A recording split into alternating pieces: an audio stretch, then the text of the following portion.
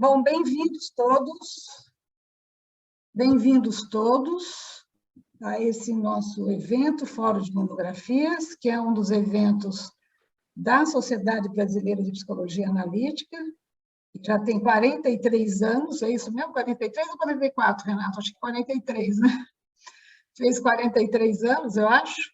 Então, é uma senhora... Desde 78, 44. 44 anos.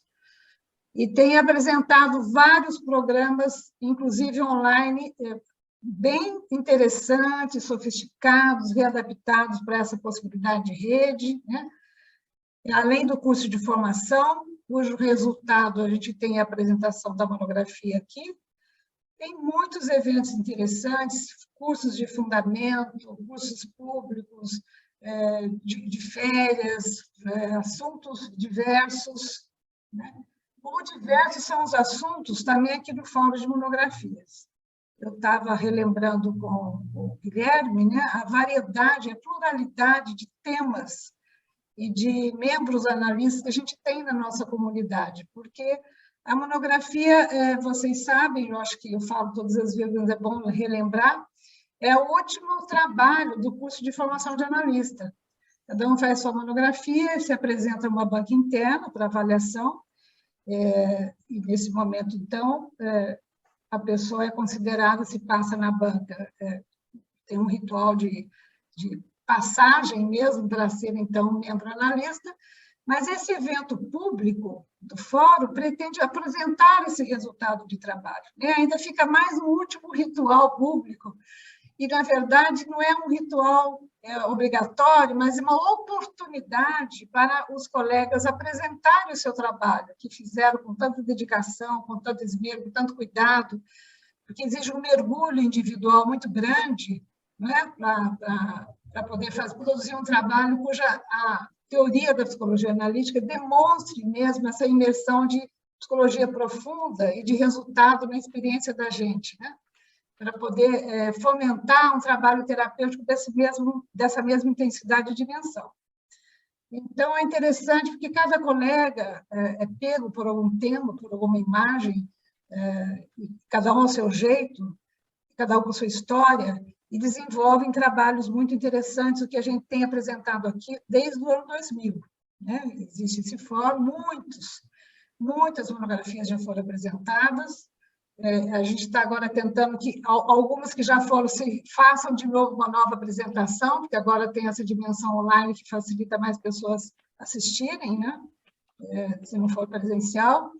Então, é isso. Estamos vendo isso. Hoje nós temos, vocês viram aí, no folder do chamado, o trabalho do Guilherme, que é psiquiatra, e é membro analista da nossa sociedade, e lida com essa equação, né?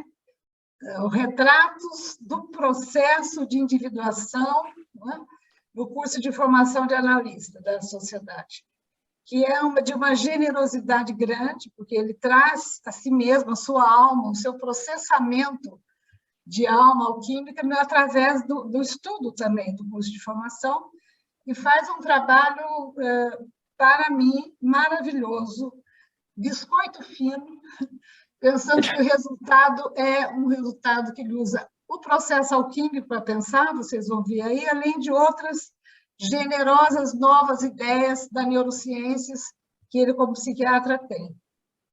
Então, é isso. Super bem-vindo, Guilherme. É um prazer estar com você aqui. Eu tive o prazer de acompanhar o Guilherme um pouquinho no curso de formação e estava bem feliz de poder ler a monografia dele, fiquei bastante fascinada, interessada em ouvi-lo mais hoje também, sobre tudo isso. O combinado é que a gente tem mais ou menos 1 hora que o Guilherme vai usar para apresentar, ele vai fazer uma apresentação dele, de todo o tema, e depois nós teremos o tempo que vai sobrar, que é de meia hora, às vezes um pouquinho mais, para a gente perguntar, comentar, refletir com o Guilherme as coisas, tá bom? A sugestão é que vocês possam encaminhar comentários ou perguntas já no chat, né? A gente vai deixar registrado, o Felipe está aqui do lado, nosso companheiro da SBPA, vamos registrar das perguntas, dos comentários. Depois da apresentação do Guilherme, a gente vai devolver ao Guilherme essa possibilidade de troca, né? Troca entre nós também, né? Meio telefone livre, o microfone livre para a gente falar. Só para uma questão de ordem, a gente organiza que não precisa levantar a mãozinha que está aí, mas se levantar a mão, assim, já fica mais fácil de ver o que quer falar, ou então escreve com o nome mesmo no chat e a gente chama também na sequência. Tá bom? Então, é isso. O que mais de informação? Isto, né? Isto. Então, Guilherme, bem-vindo de novo. Por favor, fique à vontade com a sua apresentação. Está aqui um público já de 50 pessoas, 51, né? Uau! Vamos lá. Tá bom, boa noite, então, a todos. Boa noite, Bel. Eu estava falando com você antes, né, mas eu vou repetir, eu queria só parabenizar você por esse espaço, né, que eu acho que esse espaço do Fórum de Monografias é um espaço muito rico que a SBPA tem. Eu já assisti vários fóruns de monografia e a gente vê uma pluralidade muito grande nisso, né. Então, eu vou tentar um pouquinho passar para vocês um pouquinho das minhas reflexões, né, desse meu trabalho que eu fiz para a conclusão do curso de formação, né. Eu vou abrir os slides e eu pensei, então, eu vou fazer a apresentação toda e depois, dúvidas a gente abre no final para a gente ir conversando, tudo bem? Ok. Perfeito, então. Todo mundo vendo? Maravilha. Obrigado também pelos amigos que estão aqui presentes, tá? Pela Renata, que foi minha orientadora, que foi de grande importância para o final desse trabalho, né? Eu queria explicar um pouco, então, por que eu dei esse nome de retratos do processo de individuação de um psiquiatra analista. A primeira coisa que eu queria falar é que, por que retratos? Porque a monografia tem 7 capítulos e cada capítulo pode ser lido individualmente, como se fosse uma foto mesmo, né? E ele tem uma certa independência entre eles. Mas quando a gente junta tudo, é como se a gente estivesse olhando para um álbum e que a gente vai conseguindo entender etapas de um processo, que eu vou tentar passar um pouco aqui para vocês. Espero que eu consiga me fazer compreendido. Então, eu sou psiquiatra e o meu grande conflito começou já na residência, né? E como uma alternativa para esse conflito que eu sentia na psiquiatria, eu fui buscar formação na SBPA, que foi muito enriquecedora para mim. Então, eu coloquei nessa monografia, eu começo colocando uma parte da minha biografia pessoal, que a gente tem que fazer no processo de admissão da SBPA. E aí, vamos começar. Eu só vou ler para vocês. Então, isso foi o que eu escrevi na minha biografia. Os 3 anos de residência se mostraram conflituosos. Cada dia que passava tinha mais questionamentos do que respostas sobre o funcionamento da psique humana. E muitas discordâncias em relação à visão biológica e unilateral que me foi ensinada durante a formação. Eu sempre acreditei na possibilidade de se objetivar o subjetivo, de materializar o simbólico. É reducionismo demais, e eu sei que a psique humana vai além. Eu vivi e vivo além do objetivo e do material. E aí eu continuo assim. Eu não acredito em uma psiquiatria de DSM, onde os sintomas são objetivamente questionados ao paciente. Assim, está triste, você se sente ansioso durante o dia, seu humor está variando, e validado sem que um aprofundamento nas vivências e motivações do paciente seja feito. O estar ao lado, o acolhimento, a compreensão. Respeitar os fenômenos transferenciais, tão atualmente esquecidos pela tentativa frenética de se justificar qualquer comportamento humano através de neurotransmissores. Eu achei esse livro do Fiers. O Fiers foi um psiquiatra suíço. ele trabalhava no hospital psiquiátrico da Universidade de Zurique, não era Burroughs. E o Fears, ele traz esse livro, que é um livro lindo, que fala de psiquiatria junguiana. Eu achei que eu pudesse achar mais respostas aí, mas, na verdade, o Fears vai trazendo constatações arquetípicas dos pacientes psicóticos que ele via. Só que ele trouxe uma frase que mexeu muito comigo, que foi essa daqui: o interesse psicoterápico não deve diminuir a responsabilidade médica e psiquiátrica. Porque o grande conflito... Eu só estou tentando minimizar uma tela aqui, porque eu não estou conseguindo ler o slide por inteiro, Bel. Só um segundo. É a tela onde ficam as pessoas. Eu vou tentando. Olha, E era esse resgate. eu fiz um pouco isso, não sei se você... Não, a minha tela você não vê, né, Guilherme? Quem sabe se o Felipe pode te ajudar. Felipe, você tem uma ajuda nesse sentido aí? Você pode mover um pouquinho? Oi, Guilherme. Espera só um minutinho, eu acho que eu vou resolver. Já resolvi aqui. Vou voltar.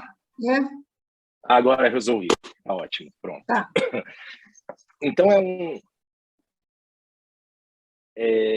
ele traz essa frase, né, que o interesse psicoterápico não deve diminuir a responsabilidade médica e psiquiátrica. E isso eu achei muito interessante, porque eu estava ainda em conflito de saber quem que eu era na psiquiatria, né? O que eu ia fazer ali.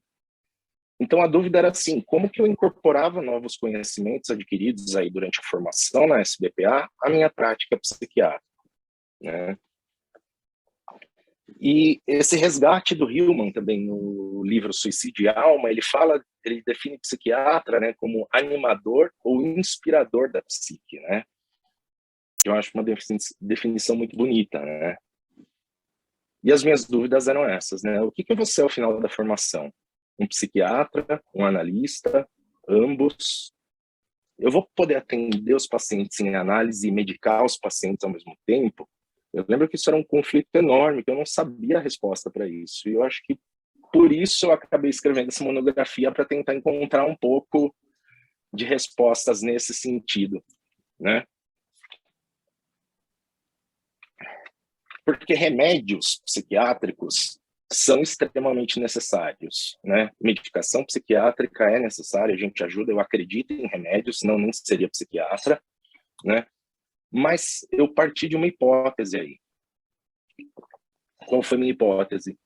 Se eu medicar um paciente sem uma análise dos símbolos que emergem no processo, não é ceifá-lo da possibilidade de uma ampliação da consciência e, por consequência, de dar prosseguimento ao seu processo de individuação? Por que eu fiz essa hipótese? Não foi muito à toa, mas por causa dessa alta recorrência que a gente vê das doenças psiquiátricas, né? A gente sabe que depressão e ansiedade têm taxas de recidiva que superam 50%. Então, a minha pergunta é assim: será que a gente está só anestesiando os conteúdos do inconsciente? Né? E aí vem Jung falando, né, que sem a vivência dos opostos não há experiência de totalidade. E, portanto, não há acesso interior às formas sagradas.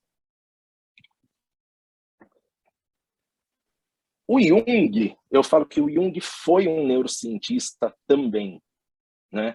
E a gente vai ver que, assim, nós analistas somos neurocientistas. E desde o começo, em vários momentos da obra dele, ele fala sobre esse correlato entre psique e cérebro. E essa foi uma frase foi um parágrafo que me chamou muita atenção, que ele fala assim: tenho pensado que há muito tempo que, se existe uma analogia entre os processos psíquicos e fisiológicos, o sistema organizador do cérebro deve existir subcorticalmente no tronco cerebral. Essa hipótese resultou da consideração da psicologia de um arquétipo, self, de importância central e distribuição universal representada nos símbolos da mandala. A razão que me levou a supor a localização no tronco cerebral foi o fato psicológico de que este arquétipo, em particular, tem o papel de orientador. E aí eu deixei grifado orientador. Orientador das direções. Os símbolos da mandala aparecem com bastante frequência nos momentos de desorientação psíquica e constituem um fator ordenador de compensação. Então eu falei assim, nossa, vamos ver agora por onde a neurociência está vendo essas estruturas. O que a neurociência está falando dessas estruturas, né? E lembrar também que o Jung, ele fala que tudo que ele está fazendo é baseado na intuição dele, né? Ele fala que o principal é mostrar aos meus leitores de que maneira, através da pesquisa psicológica, obtive algumas intuições que considero capazes de oferecer um novo e frutífero direcionamento para as questões sobre os fundamentos psicológicos individuais da demência precoce, né? Demência precoce era como era conhecida a esquizofrenia até o século XIX. Então a gente tem que lembrar também que a intuição, e o Jung era muito bom nisso, a gente tem que lembrar que a intuição era a melhor forma de compreensão da psique naquele momento histórico, né? O próprio teste de associação de palavras, ele era um projeto de estudo da neurociência, né? Se a gente lembrar, tinham eletrodos colocados na pele, aferição de frequência cardíaca e respiratória, e eles mediam o tempo de latência de resposta àquela palavra estímulo, né? Isso era o que tinha à época. Hoje em dia, a gente tem muito mais recursos à nossa disposição, né? Que a gente pode ver em vivo o que está acontecendo no cérebro de uma pessoa, né? Mas aqui eu vou tomar uma licença poética do Jung também, dizendo isso, que o acontecer psíquico merece ser considerado como um fenômeno em si, pois não existe razão alguma para considerá-lo um mero epifenômeno, embora esteja ligado à função cerebral. Assim como tampouco podemos conceber a vida como um epifenômeno da química orgânica. Então, eu falo isso na introdução da monografia, que eu não estou considerando jamais a psique como um epifenômeno do cérebro. Mas claro que o cérebro é necessário para o aparecimento desse fenômeno chamado psique. E aí vem um neurocientista muito famoso chamado Antônio Damasio, que é português, mas mora nos Estados Unidos, que escreve esse livro chamado O Erro de Descartes. E o que ele fala nesse livro é que existe um pré-requisito anatômico mínimo para a existência da consciência. Então ele chama essas estruturas de estruturas primárias que são comuns a todos os vertebrados, e elas têm a função de manter o indivíduo vivo. E aqui ele cita, olha que interessante, eles têm uma função orientadora mínima de como o ser vivo se orienta e se comporta no ambiente em que está inserido. Que é mais ou menos a mesma definição que o Jung está falando quando ele está fazendo intuições sobre de onde deve estar vindo essa consciência mais rudimentar, né? Que é o que a gente chama hoje também de cérebro reptiliano, né? E aí eu deixei aqui uma gravura para a gente olhar. Eu não consigo mexer com a seta, mas ela está delimitada nessa área azul, tá? Onde a gente vai ter aí a área tegmentar ventral. Os nomes não são importantes, mas essa área do cérebro é a área filogeneticamente mais antiga do cérebro, que a gente conhece ela como paleocórtex, né? E ela é comum a todos os vertebrados, tá? O que vai diferenciando é essa área marrom em cima, que é o neocórtex. Então, qual que era o erro de Descartes ali? Não é penso, logo existo, mas é existo. E por existir, eu adquiro a capacidade de pensar. Voltando nessa figura, a gente tem aí que essa área do tronco cerebral e estruturas corticais aí, subcorticais mediais, elas são responsáveis pelo que a neurociência chama de afetos primários, ou core affects, né? E essas estruturas, elas vão emitir ramificações para o corpo físico, onde a gente está vendo aqui embaixo que vai falar de respostas comportamentais e fisiológicas, e quando elas emitem projeções para esse neocórtex, ele dá ao indivíduo a capacidade de representações mentais. E eles classificam esses afetos em 3 grandes grupos. Os afetos viscerais e homeostáticos, que são responsáveis aí pela regulação do sistema nervoso autônomo, então estados somáticos, eixos hormonais, que é o que a gente chama de cérebro visceral, que mantém o indivíduo minimamente vivo. A gente tem também os afetos instintivos e emocionais, que são caracterizados pela disposição para a ação, ou seja, a aproximação ou recuo de certas situações. E essas estruturas são equipadas com sistemas neurais que desencadeiam e controlam padrões básicos instintivos, como fome, desejo sexual, medo, raiva e alegria. Tudo isso nessa delimitação azul dos core affects. E os afetos sensoriais, que são caracterizados por experiências perceptivas rudimentares com um valor afetivo intrínseco, que é o quente, frio, doce, amargo, etc.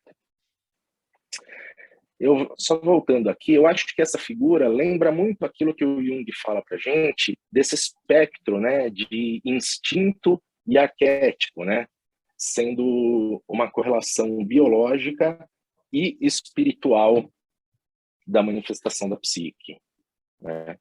Olha o que o Portman fala, né? A ordenação da vida interior do animal é controlada pelo elemento formativo, cujo funcionamento a psicologia humana encontra no mundo dos arquétipos. Todo procedimento dos animais superiores tem essa marca arquetípica no mais alto grau. E os biólogos a veem como uma organização determinada da vida instintiva. Então, a gente está vendo que o afeto, ele é a condição central. Para Jung, afeto a gente sabe que é a condição central para a formação dos complexos. E na neurociência, a gente está vendo, e vai ver um pouquinho mais ainda, que os afetos são condição sine qua non, também são matéria-prima para a formação de sinapses neuronais, de novas conexões neuronais. Olha aí, o Damasio, ele fala isso num outro livro chamado O Mistério da Consciência. Eu acho muito linda essa frase dele, que é: a inovação pioneira permitida pela consciência foi a possibilidade de ligar o santuário íntimo da regulagem da vida ao processamento de imagens, né, ao neocórtex. Em outras palavras, foi a possibilidade de fazer com que o sistema regulador da vida, alojado nas profundezas do cérebro, em regiões como o tronco cerebral e o hipotálamo, influenciasse o processamento das imagens que representam as coisas e os eventos existentes dentro e fora do organismo. A consciência é o rito de iniciação que permite a um organismo equipado com a capacidade de regular o seu metabolismo, com reflexos inatos e com a forma de aprendizado conhecida como condicionamento, tornar-se um organismo com mente, o tipo de organismo em que as reações são moldadas por um interesse mental pela vida do próprio organismo. Então, ele está descrevendo aqui como nasce a consciência no ponto de vista da neurociência. Isso é inovador porque até 1989, existiam neurocientistas, principalmente esse autor O'Leary, que falava que o córtex, desde que a criança nasce, ele já nascia inteiramente uniforme e a única diferenciação que acontecia seria por estímulos externos. E eu comparo isso um pouco com aquela teoria da psique ser uma tábula rasa, né? De que o inconsciente ele vai sendo somente um repositório de repressões que vão começando a ter ao longo da nossa vida, né? Numa coisa mais psicanalítica. Mas a gente sabe hoje que estudos recentes demonstram que essa interação entre fatores genéticos e ambientais já está presente em todas as etapas do desenvolvimento cortical. E olha o que esse neurocientista fala. O nascimento neuronal está completo ao final do segundo trimestre da gestação, mas o que continua a ocorrer a partir de então é a criação e o fortalecimento de novas e existentes sinapses neuronais em nós de significado. Ele chama esses nós de significado de cognates. Esse autor chamado Fuster, em 2005. E ele fala, então, olha a definição que ele dá para os nós, para os cognates. Tais nós se agrupam em grupos menores ou maiores, compostos de memórias perceptuais que gravitam em torno de um afeto em um processo contínuo durante a vida. Tomando a liberdade já de fazer uma grande comparação aqui, eu insiro nessa frase: tais nós, assim como os complexos, se agrupam em grupos menores ou maiores, compostos de memórias perceptuais que gravitam em torno de um afeto em um processo contínuo durante toda a vida, né? Eu acho que é uma descrição interessante, atual, de 2005, dos complexos, como o Jung falava anteriormente. E ele fala que todas as experiências pessoais de um indivíduo implicam na criação de novas conexões neuronais. E aqui a gente tem uma imagem real de conexões neuronais feitas por estudos de PET scan.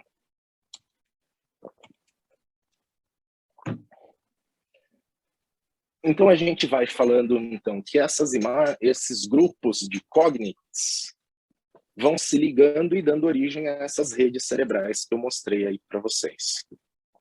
E essas redes cerebrais, a gente sabe da existência delas há muito tempo, mas estudos mais recentes, esse autor chamado Gracius, em 2003, ele fazendo um estudo para tentar entender um pouco como o cérebro estava funcionando quando a pessoa tinha alguma tarefa para fazer, ele percebeu que existiam estruturas cerebrais que são ativadas no estado de repouso. Isto é, quando o indivíduo não está executando nenhuma tarefa, mas está acordado e alerta. E essas estruturas, elas não estão diretamente conectadas anatomicamente, mas elas exibem uma atividade síncrona no estado de repouso. E ele deu o nome para essas redes de Default Mode Network, que eu vou usar esse nome ao longo da apresentação, e rede neural padrão, que é o nome traduzido para o português. Ok? Esse outro autor, em 2011, ele fala: quando o cérebro não está engajado em uma atividade específica que demanda atenção ou dependente de algum estímulo, ele modifica o seu funcionamento para um modo padrão de funcionamento, onde os pensamentos são independentes de estímulos externos e são caracterizados por explorações mentais baseadas na introspecção, memórias autobiográficas e pensamentos do futuro. A rede neural padrão opera em larga escala em diferentes regiões cerebrais, nas quais a atividade neuronal é ativada e desativada de maneira temporalmente sincrônica. Então, esse autor está dando uma definição um pouco mais detalhada do que a rede neural padrão é responsável no cérebro de um indivíduo. Então, a rede neural padrão, ou Default Mode Network, é uma rede que está ligada à dinâmica da introspecção. E quando eu descobri isso eu nunca tinha ouvido falar na psiquiatria, quando eu fiz psiquiatria, e muito poucos trabalhos dentro da psiquiatria falam sobre isso. E eu fiquei fascinado, porque está falando de uma dinâmica de introspecção. A função dela também é a formação de novas memórias, pensamento sobre o futuro, criação de crenças individuais. E quando essas redes estão ativadas, o indivíduo se foca nele mesmo, em seus sentimentos, em seu caráter, memórias e aspirações. Ele tem lembranças de outras pessoas e imagina o que os outros estão pensando. Então, só pelo fato de ter essa dinâmica da introspecção, eu já achei um fato muito interessante. E quando eu vejo toda essa lista de funções que essa rede neural padrão tem, eu fico pensando, nossa, começa a fazer um monte de sentido para mim se essa rede neural não funciona bem. Por exemplo, criação de crenças individuais. Eu acredito que está diretamente ligada à formação de delírios, quando a gente vê na psicopatologia. Um outro autor, em 2011 também, ele fala uma coisa bem interessante, que é 80% do consumo energético do cérebro ocorre no repouso. Tá? E quando o cérebro se engaja em uma atividade motora ou cognitiva, o aumento do metabolismo cerebral é só de 5%. Então, a grande parte do consumo energético do cérebro é quando o cérebro está em repouso. E o aumento, quando tem uma atividade, é um aumento mínimo. Aqui tem uma imagem, isso é uma ressonância magnética funcional, das redes neurais padrão, essas redes em estado de repouso. Quando o indivíduo está em repouso, são várias regiões por todo o cérebro, por todo o córtex, que se ativam. Interessante também aí, já que eu estou traçando alguns paralelos, né, que a descoberta da rede neural padrão também ela é semelhante ao teste de associação de palavras, né? Porque o teste de associação de palavras ele foi criado para medir a reação das pessoas a uma palavra estímulo. E, na verdade, o que chamou mais atenção era a falha na resposta, né? Era a perturbação da consciência, como Jung chamou, né? Isso que ele começou a ficar interessado e ele se olhou para a falha no teste de associação de palavras, assim como aquele autor Gracius, ele olhou também para o repouso na rede neural padrão, né? Que eram redes que estavam ativas a hora que não era para estar acontecendo nada no cérebro, né? E essa definição ela foi muito importante e deu origem a muitos estudos. E aí esse outro autor chamado Hu, em 2016, identifica também a rede positiva a tarefas, né? Ou ele chama de Task Positive Networks. E a rede negativa a tarefas, Task Negative Networks, que seria a rede neural padrão. E, além de identificar, esse autor também ele vê que elas trabalham numa anticorrelação. O que significa isso? Quando uma está ativa, a outra se desativa de maneira sincrônica. Só trouxe aqui a imagem para vocês verem. Em vermelho é a imagem de estruturas da rede neural padrão, ou seja, dessas estruturas que funcionam quando o indivíduo está em repouso. E essas estruturas e a gente percebe que elas estão mais centrais, mais próximas daqueles núcleos centrais que a gente está falando desde o começo, e essas áreas mais periféricas em azul são das redes positivas a tarefas.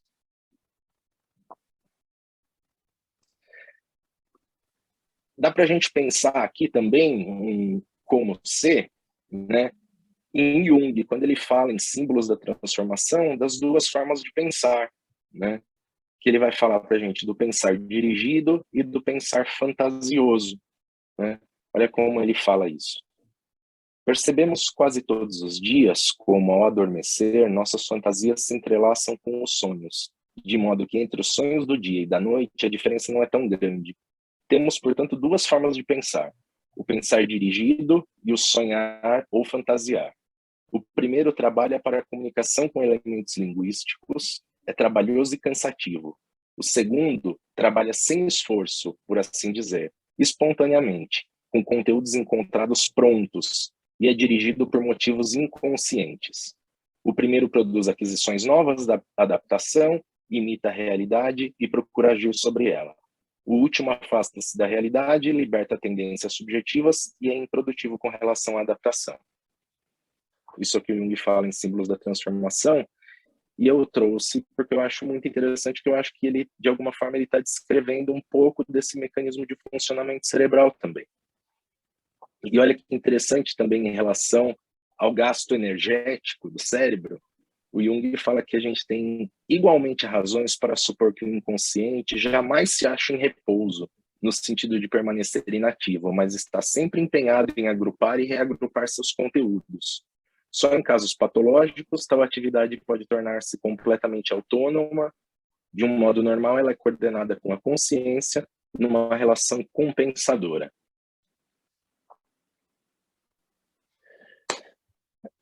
Então, além da descoberta da rede neural padrão, da minha descoberta também, da existência dessas estruturas, eu comecei a achar vários trabalhos falando do papel dessa rede neural padrão na psicopatologia.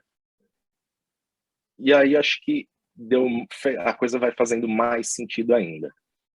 Esse autor Hu, em 2016, vai falar que os sintomas positivos da esquizofrenia, que são as alucinações, os delírios, a agitação psicomotora, a desorganização do comportamento, eles estão diretamente relacionados a um aumento de conexões funcionais na rede neural padrão e uma falha em sua desativação quando o indivíduo tenta interagir com o meio externo.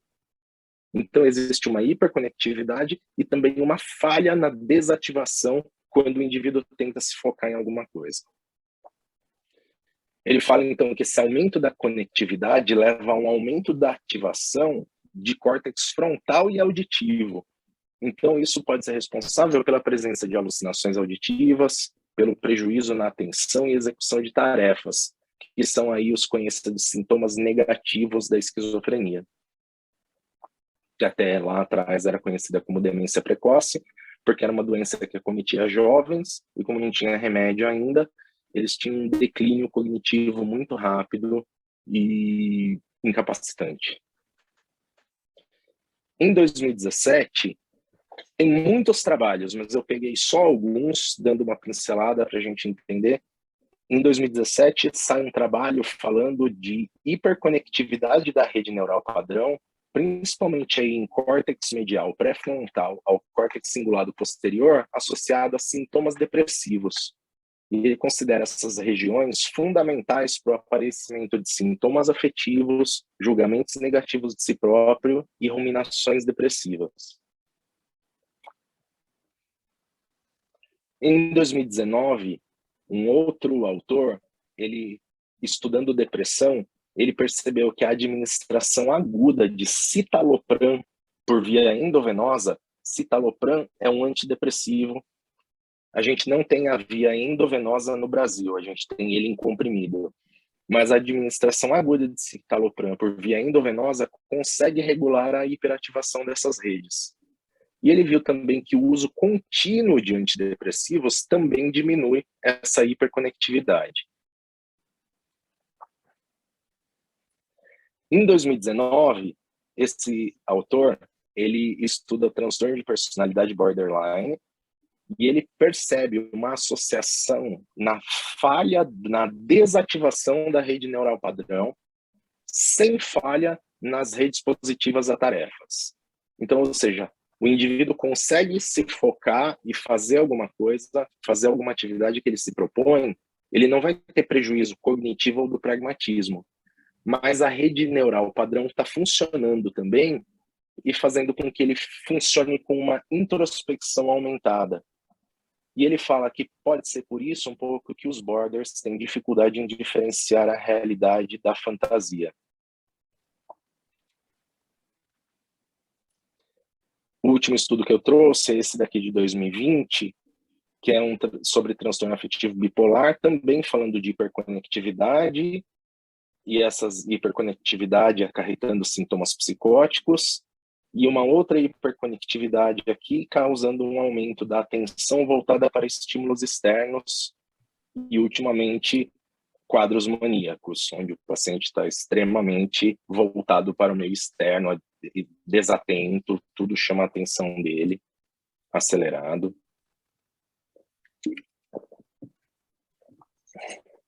Então, a gente tem nas redes neurais padrão, na psicopatologia, a gente tem um denominador comum, que é essa hiperativação da rede neural padrão no momento que não era para ela estar ativa e hiperconectividade entre essas estruturas, né? Então, a gente está falando de energia, né? Eu acho que não tem como a gente não pensar que a gente está falando que é uma rede que está funcionando com uma energia aumentada. E trazendo para nós junguianos, não tem como a gente não pensar em energia psíquica, né? E lembrando um pouco da teoria do Janet de Abezaman do nível mental, qualquer rebaixamento do nível de consciência, ou seja, qualquer debilidade de ordem hierárquica do eu, é suficiente para mobilizar tais tendências e desejos instintivos, causando assim uma dissociação da personalidade. Em outras palavras, uma multiplicação dos centros de gravidade da personalidade. Esse autor é um neurocientista falando da esquizofrenia e do papel da rede neural padrão na psicopatologia, fala do controle central da psique se torna tão fraco que não é capaz de promover atos positivos ou inibir atos negativos ou vice-versa.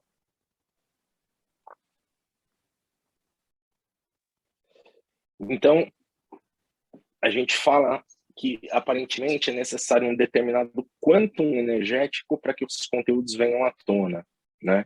Então, se a gente pensar na rede neural padrão como um correlato do inconsciente, dos complexos mais distantes do ego, né? Se aquilo adquire um quantum energético maior que a consciência, ele consegue chegar até o ego e perturbar o ego desse indivíduo.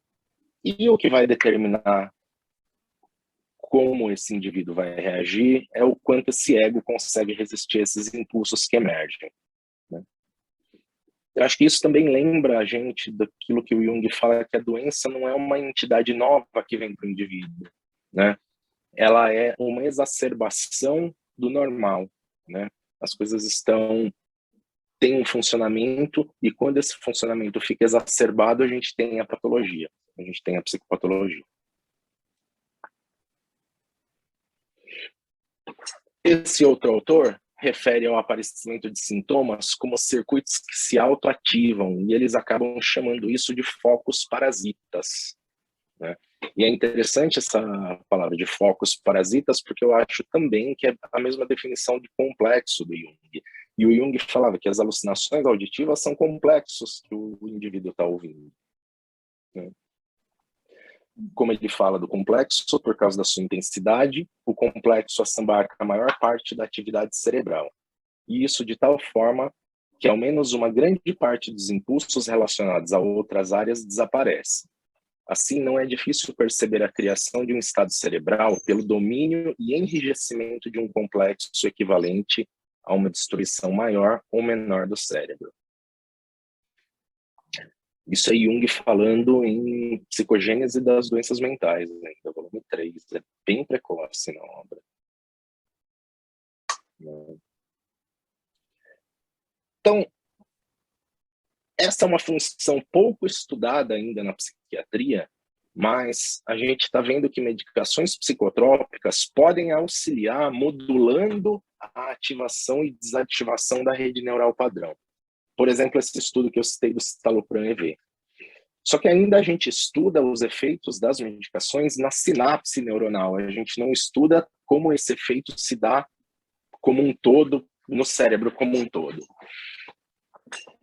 Existem outros tratamentos também, que eu nem me aprofundei aqui, mas eu só queria falar, por exemplo, a estimulação magnética transcraniana. Por mais que eu não encontrei nenhum trabalho falando de estimulação magnética transcraniana relacionada às redes neurais, mas eu achei interessante, eu só vou voltar rapidinho, que as redes positivas a tarefas, aqui em azul a gente tem DPFC, isso significa córtex pré-frontal córtex pré-frontal dorsolateral. E essa é a região onde os psiquiatras intervencionistas com esses mecanismos de tratamentos biológicos interferem criando um campo magnético e que isso ajuda a melhorar a depressão. Tem muitos estudos em depressão de estimulação magnética transcraniana.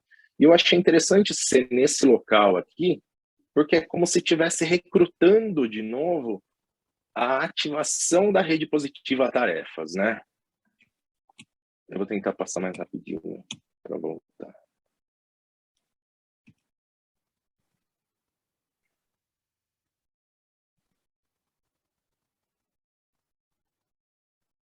Um minuto.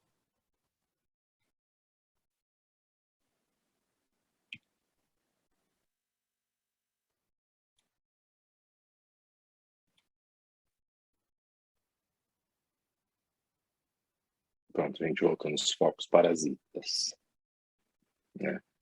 E a definição de Jung do complexo. Aqui, a gente estava aqui. Medicações psicotrópicas, então, podem modular um pouco essa ativação, assim como eu falei, a estimulação magnética transcraniana, eu acredito que funcione um pouco por aí também, apesar de eu não ter visto nenhum estudo correlacionando essas duas coisas. Mas, além de tudo isso, eu acho que a atitude analítica também tem esse papel, né? Quando a gente está trabalhando com um paciente e a gente está trazendo um símbolo que vem do inconsciente e ajudando ele a assimilar aquilo na consciência, é como se a gente estivesse também ressincronizando o funcionamento de sistema de rede neuronal, percebe? Um símbolo vem, eu ajudo esse paciente a assimilar esse símbolo, a chamar a atenção dele para este símbolo, a prestar atenção naquilo, e só isso eu já estou fazendo uma ressincronização dessa rede neural. Então, por isso que a gente fala que mais importante do que uma análise redutiva dos símbolos é a assimilação deles à consciência com uma amplificação, né? E por isso que o Jung fala que a atitude de olhar e reconhecer o símbolo do inconsciente já é, por si, uma atitude curativa, né? Não foi uma provocação, mas essa imagem do Freud eu achei bonitinha. Tá. E eu gosto muito desse quadro, dessa imagem, né, que é o peregrino entrando no mundo onírico, né? E aí eu vou contar só uma historinha rapidinha. Quem me conhece, algumas pessoas sabem dessa história, mas eu sempre conto essa história. Em 2013, eu fui para um congresso mundial de psiquiatria que foi em Praga. E nesse congresso tinha uma mesa chamada Novos Transtornos para Novos Tratamentos para o Transtorno Bipolar. E eu falei, nossa, que interessante, eu vou lá ver. E eu com todos aqueles conflitos com a psiquiatria, essa psiquiatria redutivista, biologicista, etc. E fui lá ver a proposta. E quando eu chego no anfiteatro, eles começam a fazer uma revisão de todos os tratamentos, os estabilizadores de humor, dos antipsicóticos, etc. E eles chegam à conclusão agora, naquele momento, de que a privação de luz seria uma possibilidade de tratamento para pacientes em mania, né? Aquilo me deixou em choque e revoltado. Eu levantei do congresso e fui embora. Eu falei, eu vou andar por Praga que eu ganho mais. E nessa caminhada despretensiosa, eu me deparei com um museu pequenininho que era chamado Museu da Alquimia. E foi uma sincronicidade, me contar disso me arrepia, porque foi uma sincronicidade muito grande. Eu já tinha vontade de fazer a formação junguiana, eu já gostava muito de alquimia, e eu me deparo com esse Museu da Alquimia. E aí, claro que no museu tinha essa imagem, tinha uma réplica dessa imagem que eu comprei, eu tenho ela no consultório até hoje, né? Então ela também diz muito sobre o meu processo de individuação como psiquiatra e analista. Por isso que ela está aqui, né? E aí eu vou falar um pouquinho da alquimia e por que ela é importante, né, para a gente. Eu acho que a Heloísa Pena, ela fala, né, que a alquimia é o ponto de maturidade e consolidação do paradigma da psicologia analítica, né? É o momento onde, quando Jung tem contato primeiramente com o segredo da flor de ouro e depois ele vai se debruçar em toda a alquimia, a gente vê um entusiasmo nos textos do Jung, né? Porque ele fala que aquilo exerceu um papel confirmatório da intuição dele para o estabelecimento de um campo teórico também, né? Então, a alquimia, eu digo que ela é um dos materiais usados na psicologia analítica, né? A gente trabalha com alquimia o tempo todo, né? E quando eu estava escrevendo esse texto, eu escrevi o primeiro capítulo e eu não sabia que título dá esse capítulo, eu não sabia que título dá o trabalho ainda, né? E quando eu começo a falar no primeiro capítulo, eu vou citar, claro que essa apresentação hoje é um mero convite para quem tiver interesse depois ler a monografia, né? Porque eu estou dando pinceladas em coisas da monografia aqui. Mas o primeiro capítulo é um capítulo que ficou muito denso, muito cheio de informações e muitos argumentos, eu justificando que eu não estou fazendo um reducionismo quando eu estou comparando essas redes neurais a instâncias do inconsciente, a complexos, etc. Né? E eu olhava para aquele capítulo e falava, meu, isso está muito confuso, isso está muito confuso. E aí eu entendi que aquilo era a prima matéria do trabalho, né? E aí, então, eu decidi que eu nomearia todos os capítulos do livro, da monografia, como etapas do processo alquímico que iriam acontecer a partir dessa prima matéria. E essa é uma figura que eu coloco na monografia, que é de um pintor holandês e se chama o Grande Banquete Ocidental, né? Que eu acho que é bem uma coisa que mostra pra gente da prima matéria. Você tem um monte de coisa ali, você não sabe o que você vai fazer com aquilo, tem coisa que dá para usar, tem coisa que dá para jogar fora, né? E o que eu aproveito de tudo isso? O segundo capítulo, eu chamei de separácio, que é onde eu faço essa distinção, que eu falei um pouco aqui agora na aula, dessas estruturas anatômicas cerebrais, né, que são pré-requisitos para a existência de uma consciência mínima e que possibilitam o aparecimento de uma consciência mais refinada, né? Capítulo 3 eu chamei de calcináceo, porque, só vou voltar aqui, o capítulo 3 eu chamei de calcináceo porque é um capítulo que eu falo um pouco dessa crítica que eu tenho à psiquiatria com uma visão extremamente biológica, que é uma psiquiatria que excluiu o inconsciente da história, né? Se a gente prestar atenção hoje, todos os diagnósticos psiquiátricos, seja no DSM-5 ou na CID-10 ou agora CID-11, que eu já dei uma olhada, todos os diagnósticos psiquiátricos, eles partem do ponto de vista do ego como instância central da psique, né? Desconsiderando fenômenos do inconsciente. Então, esse capítulo eu falo que é esse fogo, né, dessa nossa realidade hoje do imediatismo, de tudo tem que ser rápido, respostas objetivas, objetividade, que foi um fogo que queimou a psiquiatria, né? E aí eu cito essa frase aqui, né, esse dizer que a função estruturante terapêutica farmacológica defensiva, junto com a dependência química, é um dos grandes males da sociedade moderna. Reconhecemos que a maioria dos médicos estão receitando ansiolíticos e antidepressivos para combater sintomas sem compreender sua psicodinâmica. Além disso, muitos psiquiatras hoje já não acham importante se submeterem à análise para conhecer sua sombra iatrogênica. Observo que muitos psiquiatras clínicos não trabalham mais com a relação transferencial nem com a psicodinâmica dos processos inconscientes, entre as quais está a contratransferência defensiva. Aparentemente, a elaboração simbólica dos sintomas é cada vez menos exercida na psiquiatria clínica, nos levando a crer que estamos frente a uma regressão cultural do conhecimento e da subjetividade já adquiridos pela ciência. E, claro, quem disse isso foi nosso querido grande mestre Beighton, né? E quando eu li isso, eu fiquei muito feliz, porque ele compartilhava dessa visão comigo também, né? E a gente pode ter vários papos sobre isso. Então vai também uma memória ao Beighton aqui. E essa figura, ainda sob a calcináceo, é da deusa Prudência, advertindo um alquimista sobre os perigos do fogo.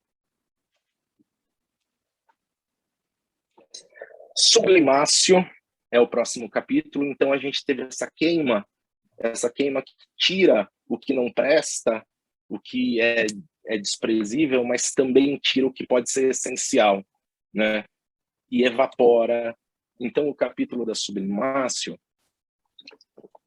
é o capítulo onde eu falo da importância do inconsciente e falo um pouco como Freud viu o inconsciente, como Jung viu o inconsciente, né? E dou bastante ênfase também para uma questão que eu chamo de funcionamento autônomo do inconsciente, né? Eu tenho contato com alunos de medicina, né, do 6º ano da Faculdade de Medicina daqui de Jundiaí, eu sou de Jundiaí, e quando eu vou dar aula para eles, eu friso muito essa questão do funcionamento autônomo do inconsciente, que as pessoas não têm noção hoje em dia de que existe algo que está funcionando fora da minha consciência, né? Então, esse capítulo da sublimácio é tentar esse resgate do inconsciente para a prática psiquiátrica. Aí a gente vem a Coniúncio. A Coniúncio, no primeiro capítulo eu citei as leis herméticas, e uma das leis herméticas, que são as bases da alquimia, e é uma lei que o Jung fala sempre nos textos dele, é: o que está em cima é como o que está embaixo, e o que está embaixo é como o que está em cima. Então, nesse capítulo, eu tento fazer essa correlação de matéria e espírito, né, de matéria e psique, de processos que estão acontecendo na psique, acontecendo no corpo físico, né, que obedecem essa lei hermética do que está em cima é como que está embaixo. O próximo capítulo é a coagulácio. E aí nós vamos parar um pouquinho para a gente falar sobre o fenômeno da neuroplasticidade. Aquele autor Fuster, que eu estou citando bastante, ele fala que o crescimento e a conectividade dos neurônios são os mecanismos básicos do desenvolvimento de um indivíduo, que incluem o aprendizado, a memória e a adaptação, a habilidade que o sistema nervoso possui de mudar em resposta a uma nova experiência. Eu não vou entrar no assunto memória, mas eu queria só mencionar aqui que existe um trabalho lindo da Áurea e da Teresa sobre memória e complexo, que elas apresentaram no Congresso de Kyoto e apresentaram também, lançaram também no Journal, e é um trabalho lindo que vale muito a pena a gente ser visto. Eu cito ele na monografia também. Este outro neurocientista, Luiz Cozzolino, em 2010, ele fala que uma relação positiva eleva a plasticidade neuronal e o aprendizado. E o que não é uma sessão de análise, o que não é um processo analítico do que uma tentativa de uma relação positiva, de criar uma relação positiva com o paciente e de promover novas conexões. Então eu chamei esse capítulo de coagulácio porque uma vez que uma memória, um aprendizado, eles se tornam representados em uma rede neuronal, elas viram então um fato físico, dotados de certa autonomia. Então essa é a coagulácio, é quando você ajuda o paciente, por exemplo, a ter um insight, ou ter um contato com o luminoso, e aquilo traz uma carga de sentido para ele. É como se a gente estivesse criando, nesse momento, novas conexões neuronais. E a gente está coagulando isso no físico. É do abstrato passando para o físico. Então, aquilo que é volátil e etéreo, que se encontra no plano das ideias e sensações, se coagula em uma rede neuronal, alterando conexões de representações corticais e, por consequência, alterando anatomia e função cerebral, que são os complexos. A gente tem que lembrar que existem complexos, a nossa psique, nosso inconsciente pessoal, ele é formado de complexos não necessariamente patológicos, como o complexo do ego é um complexo. Só que existe um risco nessa operação da coagulácio, né? E o risco é esse do complexo se tornar rígido e imutável, né? Então, quando eu tenho uma coagulácio, que eu permaneço naquela concretude, permaneço ativando essa rede neuronal e não mudo, esse complexo ele pode ir adquirindo um certo quantum energético que vai perturbar a minha consciência. Qual que é a solução para isso? Parece que os alquimistas já sabiam muito antes da gente, muito antes da existência da psicanálise, que é o processo dissolve e coagula, né? Que se tornou o lema dos alquimistas. E o que é a solução? A solução aqui a gente traz como a capacidade de simbolização. Vou explicar o que eu quero dizer com isso. Mas só mais uma vez, esse era o lema dos alquimistas, solve e coagula. Isso é bem interessante. Eu estou mostrando essa figura do cérebro, essas áreas coloridas, elas se chamam áreas de Brodmann. Existem 47 áreas de Brodmann no cérebro, e cada área é responsável por alguma função cerebral. Então, quando eu falo da habilidade para nomear objetos, eu estou falando da área 37 de Brodmann. Quando eu falo da habilidade para nomear ações, as áreas responsáveis são essas áreas 44, 46, 8, 10 de Brodmann. Agora, olha que interessante. Quando um indivíduo precisa formar conceitos globais e abstratos, como amor, angústia, infinito, não existe uma localização específica no cérebro. O cérebro todo precisa de uma inter-relação para o indivíduo conseguir ter esses conceitos. Olha o que o Cosolini, em 2016, diz sobre isso, né? Quando você pergunta a você mesmo o que está sentindo, ao invés de engajar em um comportamento reflexo, permite que sua mente se conecte com seu cérebro primitivo. De alguma forma, você está se dando o que precisava quando criança: ser visto, ser sentido e articular suas experiências de uma forma saudável. Este acolhimento parental interno eventualmente integrará a circuitaria neuronal que permitirá substituir sintomas por uma adaptação funcional. Então, existe esse estudo em 96 que fala, olha que isso é interessante, que o pensamento simbólico ele pode ter um efeito protetor contra quadros demenciais mais importante do que o exercício cognitivo. Porque a cognição e exercícios cognitivos, eles estimulam e reforçam as sinapses neuronais. A cognição vai reforçar uma sinapse, vai reforçar uma ligação já feita.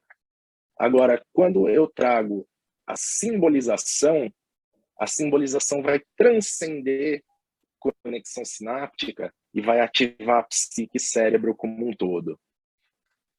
Então, é como se a gente estivesse exercitando nesse processo de concreto e simbólico, a gente está exercitando a sincronia das redes positivas e negativas a tarefas, né? E que eu também comparei aí a sístole e a diástole de Goethe em Fausto, né? Que ele fala da sístole e da diástole. Eu acho que esse é um movimento fisiológico da nossa psique. É vir para o concreto e ir para o abstrato, vir para o concreto e ir para o abstrato. E aí eu trago algumas conclusões que eu chamei então de Lapis Philosophorum, que é o último capítulo. E para isso eu trouxe Kandel, algumas frases que o Kandel fala, que ele fala então, ele reforça a ideia da importância dos afetos inconscientes sobre a consciência. Outra coisa são mudanças nas representações internas inconscientes dos pacientes, são benéficas para o progresso da análise, mesmo sem alcançar a consciência. Um exemplo que eu falo disso sempre é assim, quando a gente está analisando uma série de sonhos e está percebendo uma mudança na atitude desse paciente do inconsciente no sonho, mas isso ainda não está na consciência do indivíduo. E muito do que ocorre em terapia não necessita estar diretamente relacionado ao insight. Quem estuda psiquiatria ou quem vai se aventurar a estudar psicofarmacologia, com certeza conhece esse autor chamado Stahl. Stahl, ele é um psiquiatra americano que é extremamente reconhecido pelos estudos em psicofarmacologia. Os livros dele são excelentes. E eu achei um artigo dele de 2012 que eu fiquei muito feliz de ler, porque o Stahl é tido como um médico da psiquiatria biológica e da interferência biológica no cérebro, né? E esse artigo que ele traz, ele fala assim: dados os limites das drogas psicotrópicas, um dos avanços mais promissores para nos levar além do platô da farmacoterapia é combinar medicamentos com psicoterapia. Só que ele vai além. Ele traz isso também. Ele fala que a psicoterapia está na categoria de um psicofármaco, mas com um mecanismo de ação epigenético.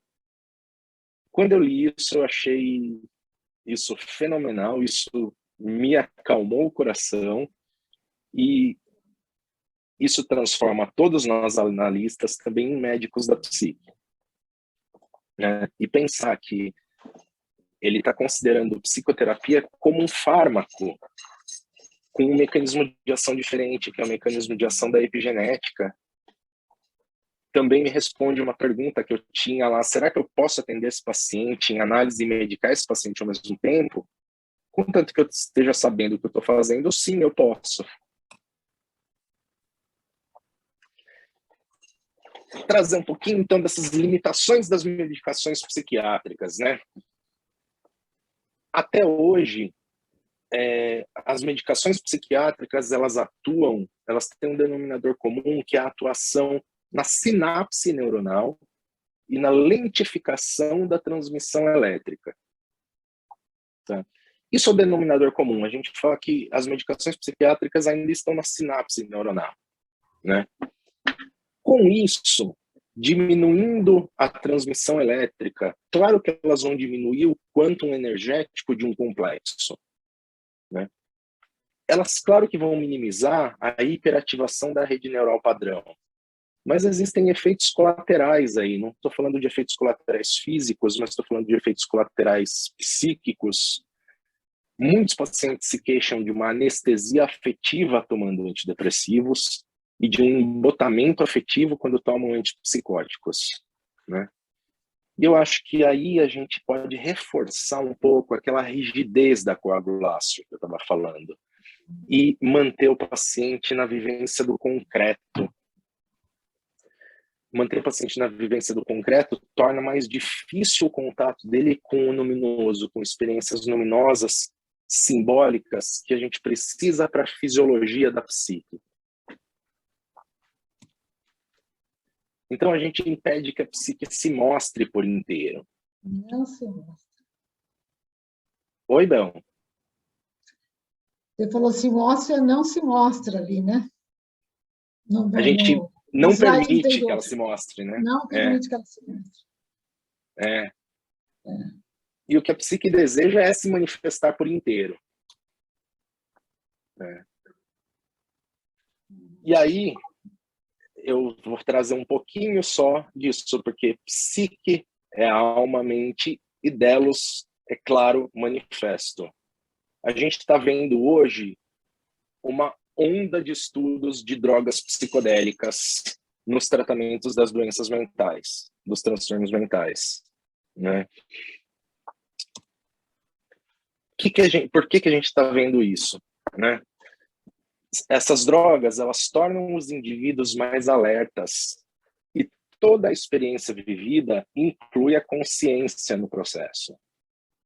O denominador comum dessas drogas não é a lentificação dos processos neuronais, mas é uma hiperativação do locus ceruleus. Estou voltando naquela figura, a primeira figura que eu mostrei na aula, né? são essas estruturas subcorticais mediais em azul, né, que são hiperativadas com o uso de drogas psicodélicas. E isso causa uma ruptura entre o senso de self e mundo externo, dando para o indivíduo uma conexão com o todo. Né? Eu falo que as medicações psiquiátricas, elas não conseguiram evoluir além da sinapse neuronal. E agora a gente está vendo esse renascimento das drogas psicodélicas porque elas trazem consigo essa possibilidade de uma transcendência, né? Elas trazem consigo essa possibilidade de um contato com o luminoso, nem que seja forçado, né? E existem ainda muitos estudos falando de microdoses de drogas psicodélicas durante o processo de análise também, né? Então, 2 ambientes onde a gente pode promover uma transcendência, um contato com o luminoso e tirar o paciente de uma vivência do concreto, né? Isso foi só uma pincelada do que eu escrevi. Eu tentei ser claro, mas eu vou confessar que é muito difícil falar para frente de um computador sem ver as pessoas. Uhum. E eu espero que tenha dado para entender, tenha dado para acompanhar um pouco. E agora eu vou abrir para as perguntas, para tudo, para algumas considerações. Obrigado.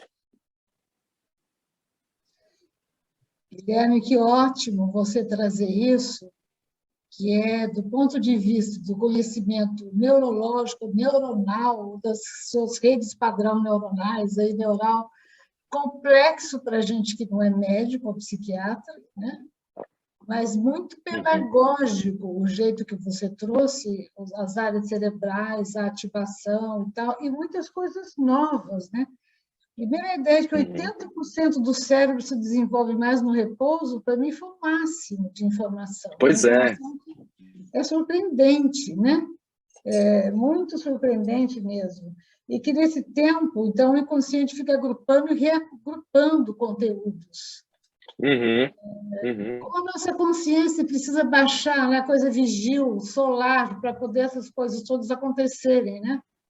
Para tudo isso acontecer, né? Mesmo no tempo vigil, se a gente está um pouco mais em repouso, em ou meditação, silêncio, tem uma ativação maior cerebral, né?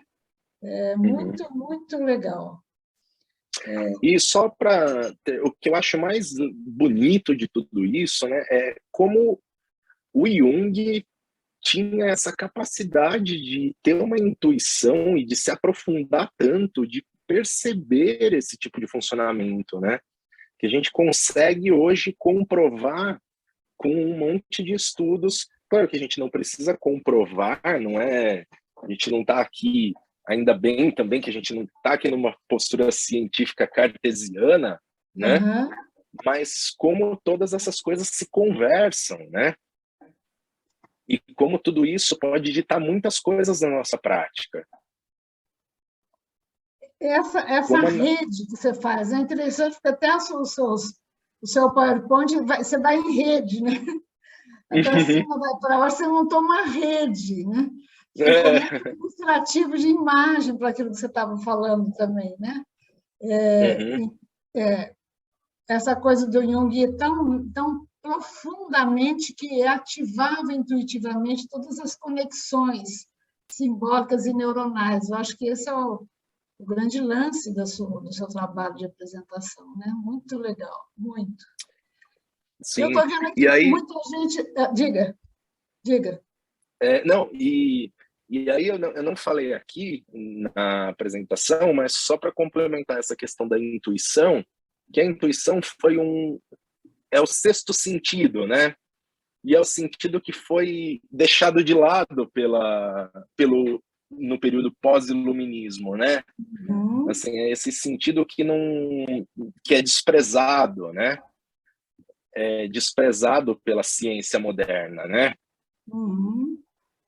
Quando a gente precisava voltar a incluir ele. Eu acho que se a gente, tendo mais conhecimento da teoria junguiana, também pode levar a novas pesquisas, né? A novas formas de pesquisar funcionamento cerebral. Uhum. Posso fazer uma breve colocação? Claro, vai, Claro, Renato. Rê. Em primeiro lugar, super parabéns, que aula linda. E queria ressaltar, né, tendo orientado a monografia, que tem muita coisa nova que não está na monografia e que o Guilherme incluiu na aula. Você continua pesquisando, né? Continuei. Mas eu queria te provocar para falar uma coisa que eu acho genial que você colocou na monografia, é a questão do delírio e da intuição. Como é que é Tá. isso? Uhum, uhum. Conta para todo Não, mundo que é muito legal. É um pensamento muito original que você teve. tá. Não, a questão foi o seguinte, quando eu trago essa questão da intuição, né, existe também um correlato da intuição, um correlato neuronal para a intuição, que é a questão dos neurônios em espelho, que também foram descobertos recentemente.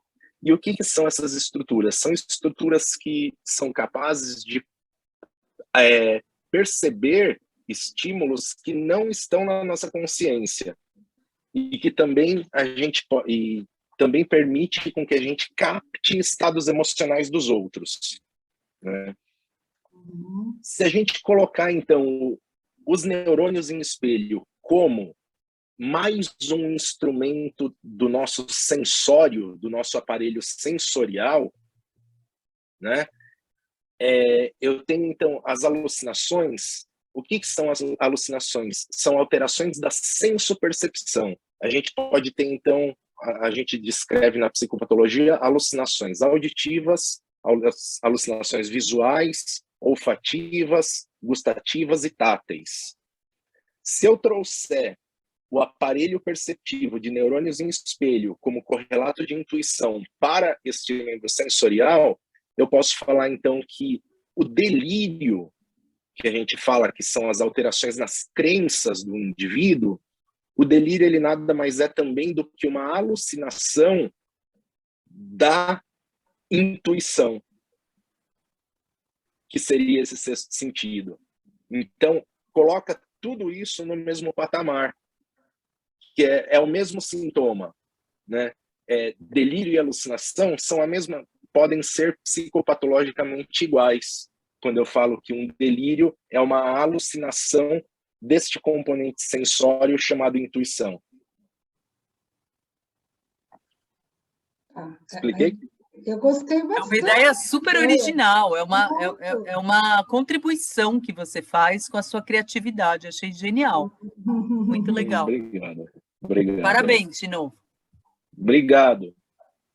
Olha, tem até uma pergunta da Mary Jane aí agora, acabou de entrar em cima do que você está falando. Opa. Você quer você mesmo perguntar, Mary? Eu não achei. Oi, boa noite, obrigada, palestra ótima. Oi. Eu não entendo muito assim de neurociência, mas eu acho muito interessante. E quando você falou dessa captar o estado emocional dos outros, às vezes parece. Eu queria entender um pouquinho mais, né? Essas pessoas, quando nos tipos psicológicos de Jung, né, os intuitivos têm isso. Como que funciona? Se isso pode ser trabalhado de alguma maneira na psiquiatria ou na clínica, enfim, fazer essa conexão. Obrigada. Eu acho que nós temos, eu até cito no trabalho que o nosso cérebro ele vai se formando e as conexões vão se formando de uma forma arquetipicamente determinada. E que se a gente trouxer para um correlato físico, a gente pode falar do genoma humano. Eu acho que o genoma humano ele é um correlato físico do arquétipo, do que o arquétipo é para a gente na psicologia analítica, né? Então, eu tenho uma pré-determinação de como vão se formar as conexões neuronais no meu cérebro e o quanto de neurônios, por exemplo, neurônios espelho, eu vou ter. E se a gente considerar a intuição como um sexto sentido mesmo, assim como a audição, eu acho que vira um trabalho de refinamento, né? Assim como, por exemplo, a minha inteligência musical é nula. Eu não consigo identificar, separar instrumentos musicais, porque a minha audição, não que eu tenha um déficit auditivo, mas ela não está refinada para isso. E eu acho que esse trabalho a gente pode refinar durante o nosso trabalho com o paciente, né?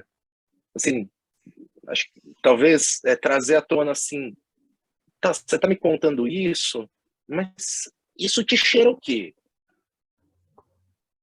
Né? Eu acho que são esses mínimos reflexões que a gente pode trazer que vão enaltecendo e vão refinando a capacidade sensória da pessoa, né, do indivíduo.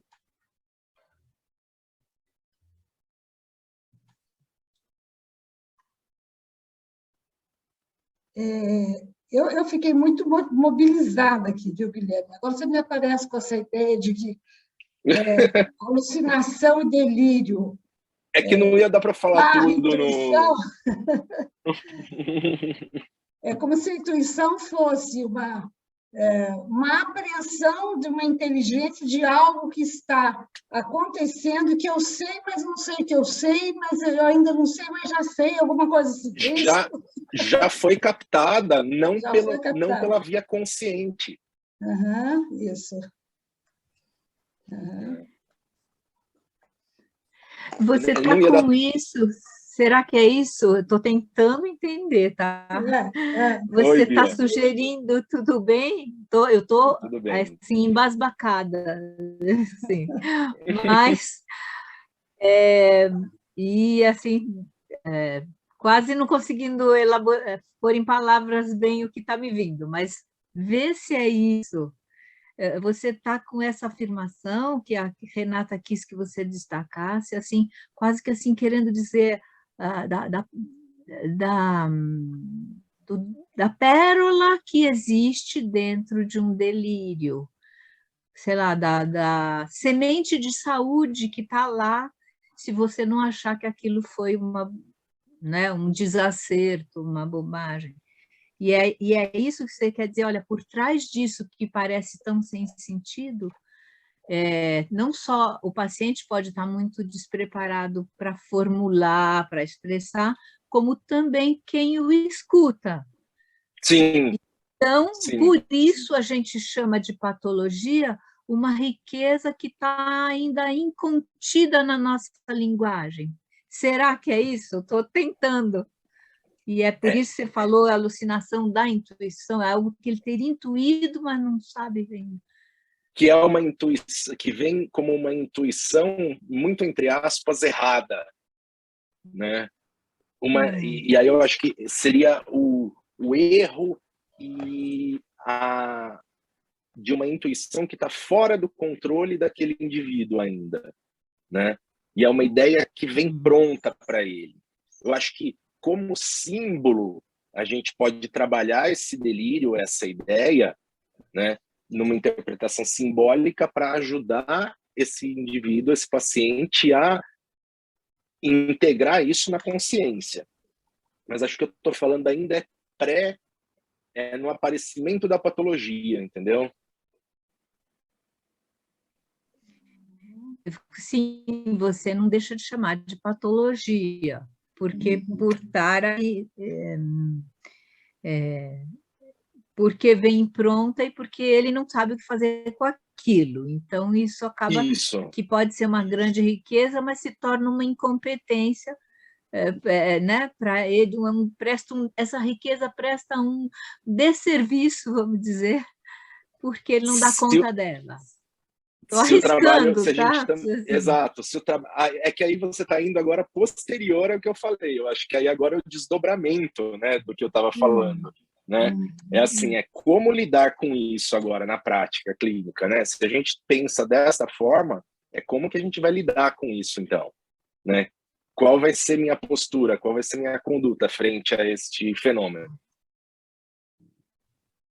Que aí a gente tem um campo de debate imenso ainda, né?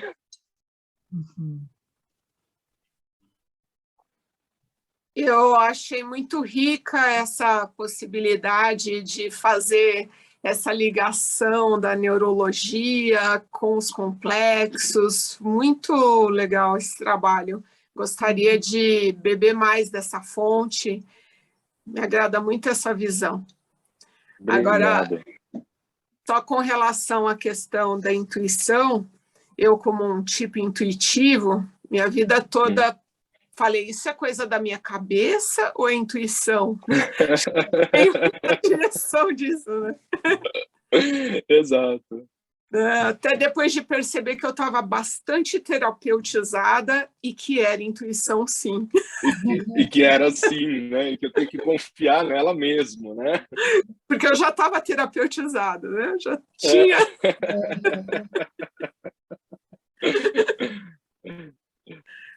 Muito obrigada pela tua aula, viu? Gostaria de ter o teu contato e saber se você pode, né, contribuir mais, assim, para curso, supervisão, coisas assim, tá? Nossa, prazer, claro. Ótimo. Olha, o trabalho, a monografia do Guilherme está disponível na SPPA, é isso, Guilherme? Já está online?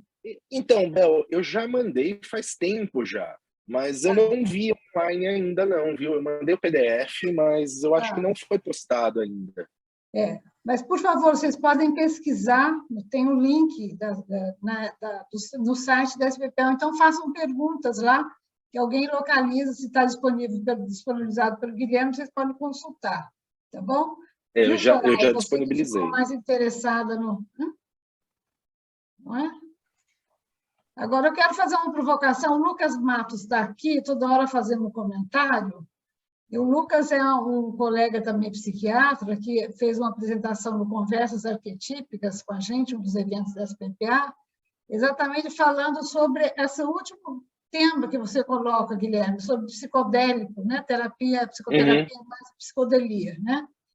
Eu acho que tem uma conversa do Lucas com o Guilherme que ele está querendo dar também, né? Não, Lucas? Estou te provocando aqui. Lucas? Olá, Bel, boa noite. Boa noite. Desculpa. Boa noite a todos, boa noite, Guilherme. Eu já coloquei os agradecimentos ali no chat, né? Foi muito legal mesmo a apresentação, né? Ideias originais, né? Eu também fico acompanhando aí tudo o que eu consigo, né, do que é publicado entre essas correlações entre Jung e neurociências, né? Acho o Jung um grande neurocientista, além de tudo, né? Um pioneiro, né? Até pelo teste de associação de palavras e toda a teoria que ele construiu em cima disso, dos complexos. Então, é muito legal, né? Ver um trabalho assim, que aprofunda isso, né? E que dá elementos até para que a gente se justifique, né? Diante de uma comunidade científica, passe essas possibilidades de associação, né? Como você falou, tem essa impressão também, né? Que a teoria junguiana tem muito a colaborar, né? Para pesquisas, né? Sobre psicopatologia, neurociências, psicoterapia, consequentemente. Então, muito legal, parabéns mesmo. Você espero ter a oportunidade de ler, né? A monografia, fiquei muito curioso, né? E acho que é um privilégio. E agradecer a Bel, né, por estar aí tocando, né, e criando esse espaço para a gente também. É uma oportunidade para a gente estar aí enriquecendo. Muito legal. Obrigado, Lucas. Muito obrigado. Mas, então, o tema da psicodelia, da psicoterapia, que é um tema seu, Lucas, e do Guilherme, eu gostaria de ouvir um pouco mais, Guilherme, porque você falou mais aí no final. Tem essa conversa boa para a gente ter aqui ainda. A gente está com tempo, né? Que tal? Sim.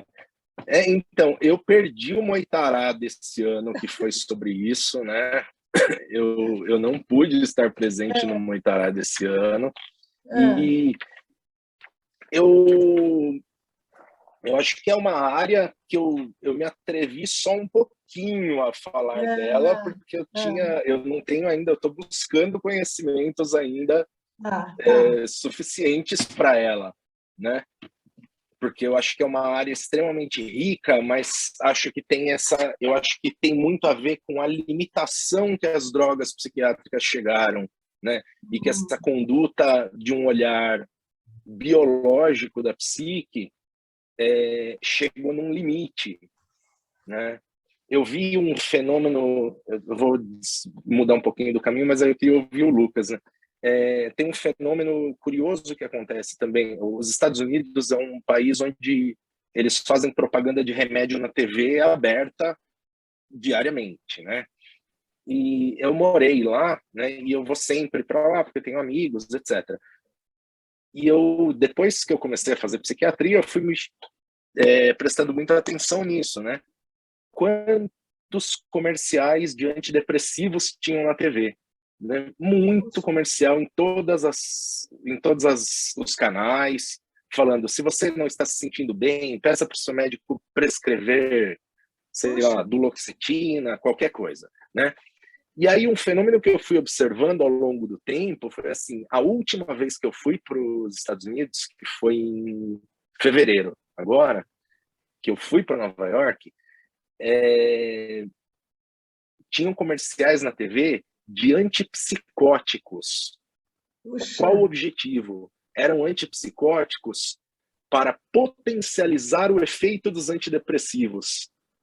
Então, o comercial já mudava de tema, falando assim, se você está tratando sua depressão e não está 100% bem, peça para o seu médico adicionar essa medicação à sua prescrição, né? Então, por exemplo, Brexpiprazol, que é um remédio agora que está famoso nessa história de ser associado aos antidepressivos, né? Então, eu acho que é nada mais do que a gente lidando com uma limitação aí, até onde vai, porque aquilo, eu acho que a medicação ainda deixa a gente numa vivência muito do concreto, e a psique não pode ficar só no concreto, ela precisa desse exercício de solve, coagula, né? Que era o lema dos alquimistas, por isso que eu brinquei que eles já sabiam disso muito antes da gente, né? E eu acho que as drogas psicodélicas, elas têm a capacidade de trazer essa transcendência meio forçada, de trazer esse contato com o luminoso para o indivíduo muito mais de uma forma que ele não consegue. Tanto é que a gente vê que eu tenho uma coisa que eu escrevi aqui, que assim, os estudantes de cristianismo, budismo e outras formas de misticismo comentam sobre a similaridade da experiência psicodélica àquela atingida através de formas de meditação profunda. Né? Então, como a gente está tão desconectado hoje, como a sociedade está tão desconectada do si mesmo, né? Tá tão distante, ninguém para meditar, etc. Eu acho que as drogas psicodélicas têm esse papel um pouco. Mas aí acho que o Lucas, não sei se você pode colaborar um pouquinho também, falar um pouquinho se eu estou no caminho certo ou não. Não, interessante, né, Guilherme? Mas eu acho que eu tenho um pouco essa impressão, né? Mas eu acho que, assim, diante de uma consciência, né, tão adoecida, né, para a gente pensar de uma consciência social, assim, também, então, essa busca pelos estados alterados de consciência, com os psicodélicos é uma alternativa, né? Acaba sendo uma necessidade, assim, né, assim, um impulso, né, enorme. Eu acho que dá para ver isso na manifestação aí das raves, as festas com psicodélicos, né? Mas aí o que eu acho que é interessante colocar é que a experiência aí de pico, mística, né, proporcionada por esses estados alterados, assim, ela em si pode não ser tão mobilizadora e transformadora, né? Se ela não tiver essa integração simbólica, né, dessa experiência. Exatamente. Pode ficar só migrando, né, de uma consciência enrijecida para um momento de dispersão, de grande prazer, né, de êxtase, e daí depois não trazer, né, tudo bem, pode até proporcionar um certo equilíbrio, né, que pode ser mais ou menos doentio, mas voltar para uma consciência enrijecida sem trazer muito, né, dessa experiência que você teve, né? Eu acho que isso é um ponto, assim, que... Aí é onde se perde, né? Sim, e um desafio, né, eu acho que para todo mundo que gosta de psicologia, que pratica psicoterapia, né, de como realizar a integração dessas vivências, né, porque os psicodélicos já estão entrando nessa mesma onda do boom comercial, exponencial, né? Daqui a pouquinho a gente vai ver os Exato. comerciais aí, né? Já está acontecendo um pouco, né? Mas como a solução, como sempre, a pílula mágica, o elixir da vida, assim, que está chegando para resolver todos os nossos problemas, né? Os Todos os nossos psicodélicos aí já problemas. estão entrando nessa função. Exato, muito legal. Posso comentar? Claro, Bel, Claro. tem alguém? sim, claro. Sabe que logo do começo para o meio assim da palestra, né, foi me vindo, eu não imaginei que o Guilherme fosse tocar nisso, mas eu fiquei assim cheia de perguntas sobre a questão das experiências psicodélicas. Eu falei, nossa, eu acho que ele não vai tratar disso agora, mas que vontade de perguntar para ele o que ele acha disso. Né? Era assim, fui ficando mobilizada e no final vi que tocou, né? E eu tenho, de um lado, quer dizer, não é preconceito, nada, quer dizer, eu tenho aquela experiência que numa certa idade você tem de experimentar um pouco de tudo e de ter adorado experimentar e de ter feito uma escolha de não seguir, porque eu sentia que eu acessava coisas para as quais eu talvez não estivesse pronta, e que eu preferia fazer um caminho mais comprido e tentar, se fosse possível, chegar lá, né? Uma coisa assim, e tinha essa coisa também do trabalho da psicoterapia associada com experiência corporal, e eu falava, não, será que eu não consigo chegar a isso, mesmo que demore mais, por um caminho mais assim ralado, né? Mas era uma coisa sensorial, não tinha elementos para fazer a reflexão de fato. E até hoje eu me vejo com as mesmas dúvidas, sem vontade de criticar, porque eu acho que as pesquisas são um grande avanço, mas eu fico com muitas dúvidas sobre essa pressa tão capitalista se emprestando nessa hora para você acessar coisas que você não sabe. Me vem até assim, vou fazer uma analogia que pode não ser muito boa, mas quando Freud descobria que o hipnotismo servia para alguma coisa, né? E foi fantástico acessar coisas que comprovavam hipóteses dele, mas depois ele mesmo falou, não serve para grande coisa, porque eu fico sabendo, mas o paciente não, e se eu conto para ele não faz sentido. Então, é sempre essa coisa da integração que fala assim, será que adianta se pôr na experiência, mas como eu vejo muitas pessoas que utilizam a ayahuasca e falam assim, eu estava certa que eu ia superar o meu problema, mas foi incrível, mas depois eu sinto que eu voltei no mesmo ponto, por que eu não estou avançando? Quase como se culpando de não ir, mas enfim, eu estou só compartilhando uma bagunça um pouco, e quem sabe o Lucas e o Guilherme e outras pessoas possam acrescentar, iluminar um pouco, avançar nessa questão, né? A Elizabeth fez um comentário aqui, só um pouquinho, Guilherme. A Elizabeth fez um comentário aqui que o Siddhartha tem um trabalho nessa direção, é isso, Elizabeth? Sim, não, achei primeiro parabenizar o Guilherme, sem dúvida, e aí pôr um pouco de, como você falou, provocações aí, né? Siddhartha Ribeiro tem feito pesquisas aí maravilhosas, não sei se você acompanha, não é? E muito do que você trouxe, como as colegas estão dizendo, me causou aí bastante conexões, né? Do que você está falando, das novas formas, e me lembrei muito que o Siddhartha ele fala, diz que você traz do Jung, da vivência do luminoso como uma experiência integradora e curativa, e como nos estados de delírio e alucinação, esse aspecto simbólico ele fica quase como tomando o que seria um processo de assimilação da consciência, né? E eu lembrei muito nas falas de Krenak, Davi Copenau, que estão vindo aí trazendo as contribuições da sabedoria ancestral, de que precisa do rito. Você traz que a terapia é o rito de trazer o símbolo, e que a transferência não pode, de forma alguma, ser ser deixada como fora do âmbito essencial da relação. E que a própria transferência e contra-transferência, bem trabalhadas, elas formam esse rito. Né? Você trouxe muito belamente de trazer o símbolo, para até na hora de medicar, permitir esse luminoso, né? Como o Jung nos ensinou, Nise da Silveira, né? Com as mãos, de trazer Sim. a imagem para o corpo, né? Então, não, só te ajudar aí, né, das coisas incríveis que você está falando, um pouco dessa minha contribuição, né? Muito obrigado. E eu achei muito interessante a sua fala, porque eu trato da questão transferência e contra-transferência no trabalho, mas eu não falei na aula, e como a gente se conectou, né?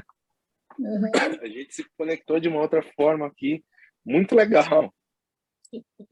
Sim, e seria o rito, né? Como então, como a colega estava dizendo, por que que o psicodélico ele vira pílula mágica, né? O Lucas estava falando também, porque não é rito, né? São substâncias que precisam de um contexto para criar exatamente o que você trouxe do Jung, que é esse momento em que assimila o símbolo, né? E toca o luminoso, e tudo isso, em certos estados psíquicos, só a terapia não dá conta. Por isso que você está falando, essas redes de autorregulação. Nossa, eu anotei tudo, estou com meus dedos aqui cansados, fui correndo atrás de você, tentando guardar, mas gostaria muito de ler sua monografia e muitos insights, né? Que delícia, tudo isso para a Muito gente obrigado. prática, né? Obrigado. Essa coisa do rito, né, Elizabeth, é interessante porque você tem que abrir um campo onde está a transferência, né? Um campo de sentido, de significado, né? Um temenos, um têmenos, né? Que é um campo sagrado, que é que os indígenas fazem, todas as comunidades fazem isso, né? Tem um sentido, você abre um espaço, né, para uma coisa acontecer, e ela é carregada de significado ou coletivo ou individual, e para cada um, mas está cuidado, protegido no desse espaço. Exatamente. Para a A psique possibilidade da integração, sim. Porque a psique aí, ela precisa formar essa mandala, né? A ideia do tronco cerebral como o lugar mandálico que permite que a experiência ancestral do luminoso, ela se assente no corpo, não é? Então, sem essa mandala, esse temenos, como é que a gente vai poder assimilar e lidar com esses estados alterados, que é aí que a gente está falando, né? Não eliminá-los, mas integrá-los, né? Integrá-los, né? Essa é a questão mesmo, né? Quando o Lucas fala, porque se você vai para o outro polo, também não vai adiantar, né? A consciência também precisa estar presente nesse momento, né? A consciência precisa estar... Outro tema que você falou, Guilherme, que foi o meu mestrado, foi sobre sincronicidade. E quanto mais parece que um tema ele tem um aspecto luminoso, quantas sincronicidades vão ocorrendo, e sonhos, e como precisa, como ela falou, desse ter menos, desse campo, para poder lidar com essas energias, né? Até para elas virarem um elemento aí transformador, né? Sim, sou eu, Elizabeth Lepera. Aí, Lucas, te reconheci logo. Gostoso, nossa jornada, a gente vai reencontrando, né? Ô, Guilherme, como chama a sua monografia? Eu cheguei atrasada, eu não peguei. Retratos do processo de individuação de um psiquiatra analista. Que bonito. Porque também eu falo que tem um desnudamento psíquico também meu ali, né? Nossa, maravilhoso o seu trabalho, sua maneira de dar aula. Muito legal, deu muito insight, muito bacana, parabéns. Muito obrigado, Elizabeth, obrigado.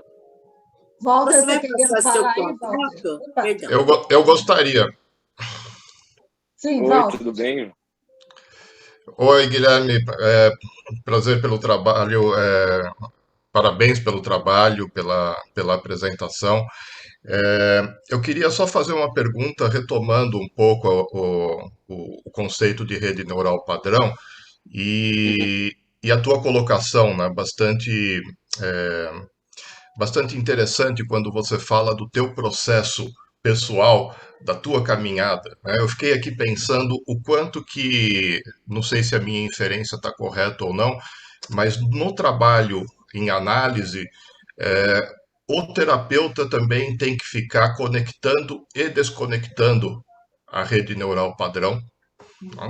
Ah, muito legal essa E pergunta.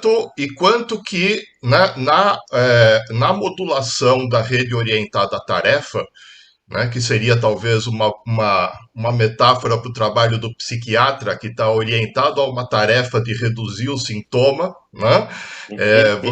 Você tem uma atenção mais extrovertida, digamos assim, né, mais objetiva, e aí, Sim. pensando na medicação, pensando em como, né, diminuir os sintomas sem anestesiar o paciente, e aí depois a necessidade de desconectar aquela rede para conectar uma outra que tem um funcionamento mais intuitivo, que tem um funcionamento. Não? Eu não sei, fiquei brincando um pouco aqui com essa ideia de que a contratransferência oscila entre a ativação e a desativação da rede neural padrão. Tá correta? Exatamente. Nossa, muito legal o que você está falando, porque foi o que eu pensei também, né? Eu não sei se está certo ou está errado, mas foi o que eu pensei também. E eu falo dessa questão, quando eu estou falando de transferência no trabalho, eu estou falando justamente dessa coragem que a gente precisa também estar, de se colocar nesse lugar de inconsciência também, junto ao paciente, né? Então, esse é um trabalho de coragem e é um trabalho de ativação da rede neural padrão, eu acho. Né? Então, aí fica a pergunta para o psiquiatra, né? Como que o psiquiatra faz para conectar e desconectar? Né? Qual que é a hora de falar, pensar no remédio e a hora de pensar simbolicamente? Nossa, eu acho que essa é a tarefa da minha vida, de sempre refletir sobre isso. Eu não sei se eu consigo te dar uma resposta objetiva nesse momento, né? Mas é esse ir e vir, né? É esse processo de ir e vir e se permitir, né? Sem ter medo. Eu acho que isso que quando o Jung fala da transferência, ele fala disso como um trabalho muito corajoso mesmo, né? De você entrar nesse lugar de inconsciência mútua, né? Até de uma identificação projetiva com o paciente, e que você consegue aí captar coisas, mas você conseguir sair desse lugar, né? E tentar entender também, porque quando eu comecei a formação, eu entendia que o Jung falava que os analistas faziam um trabalho como alquimista, né? Que os analistas eram alquimistas. Mas, na verdade, eu não acho que nós somos alquimistas. Eu acho que quem é alquimista é o self, tanto o nosso self quanto o self do paciente, né? E nós somos só meras substâncias que se dispõem a se interferir uma com a outra, né? Para que essa mágica, para que todo esse trabalho aconteça, né? Então, somos atravessados. É um processo. Né? A gente está a serviço de um processo que é muito maior que a gente. É muito maior do que a gente. Né? Legal, obrigado Mas eu pela acho que resposta. esse é o grande desafio, eu acho, pelo menos na minha história, na minha vida. É como eu não usar uma medicação de uma forma que que deixe esse paciente numa vivência somente do concreto, que tire toda a possibilidade dele dialogar com o complexo, de assimilar coisas à consciência, né? Eu acho que esse é o cuidado grande, né? Essa ideia do diálogo é interessante, porque desculpa um pouquinho, Bia, essa ideia do diálogo é uma coisa que já está vindo, né? Quando a Elizabeth fala do têmenos, né? Do ritual, porque a ideia é que da imaginação ativa do Jung, né? Quer dizer, o ego conversa com os conteúdos, né? Se não tiver essa ativa participação, esse diálogo, a pessoa faz uso do psicodélico como uma magia, como um momento mágico, como o Lucas falou, né? Uma possibilidade, às vezes até de mais introversão, conforme o ritual, mas não se aproveita disso, né? Então, toma ayahuasca, como a Bia falou, e a pessoa falou, mas eu não sei o que eu faço com isso. Sai de lá, porque não tem a ativa participação, né? Essa conexão, como o Walter está falando, né? Conecta, desconecta, até onde dá para ir, são experiências de contato, né? De cada vez mais Isso. contato, mais relacionamento, né? Uhum. Bia, desculpa, eu te cortei, você queria complementar aí? Ina. Ia fazer uma pergunta mesmo, porque fui me lembrando de algumas vezes ter acompanhado pessoas que, algumas vezes, formação de analista, mas sendo psiquiatra, e aí a pessoa se vê em dúvida, bem assim, como é que eu vou fazer, como é que eu vou lidar com essa dupla formação? E muitas vezes eu realmente não sabia opinar pelo outro, mas eu me via a pessoa na busca, né? E assim, falando, não, eu vou preservar o psiquiatra que tem em mim, mas eu vou fazer algo, eu não vou medicar se eu fizer análise com ele, ou eu vou... E depois outros que falam que não tem problema nenhum em juntar as duas coisas. Como é para você, Guilherme? Então, hoje eu não vejo problema em juntar as duas coisas, né? E essa era uma grande questão. Eu não vejo problema se a gente enxergar tudo isso como um símbolo, né?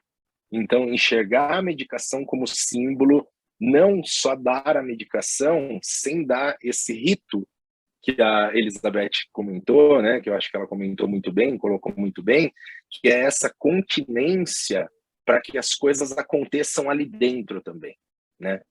E eu acho que é esse o nosso papel. O nosso papel é, seja uma droga psicodélica, seja um antidepressivo, seja um antipsicótico, mas a gente fornecer este têmenos, este vaso terapêutico, onde eu estou junto com o paciente, eu posso me entregar, eu posso entrar numa inconsciência junto dele, sair e ajudar a ele ver o que ele está vendo.